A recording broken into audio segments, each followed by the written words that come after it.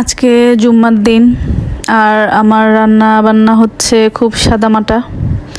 Hello everyone, আসসালামু আলাইকুম। আশা করি সবাই ভালো আছেন। আমিও আল্লাহর রহমতে ভালো আছি, আলহামদুলিল্লাহ। আজকে গ্যাস নাই, তারপরও তাড়াতাড়ি করে রান্না শেষ করার চেষ্টা, কারণ যেহেতু নামাজ আছে, ওদিক দিয়ে নামাজের সময় হয়ে যেতেছে আর আমি খুব তাড়াতাড়ি করতেছি। এই তো আমি ভাজিটা করতেছি। অনেকে আবার ভাজির মধ্যে হলুদ দেওয়া পছন্দ করে না, কিন্তু আমার একটু হলুদ দিতে হয়। হলুদ দিয়ে ভাজিটা করলে ভাজিটা অনেক সুন্দর কালার আসে।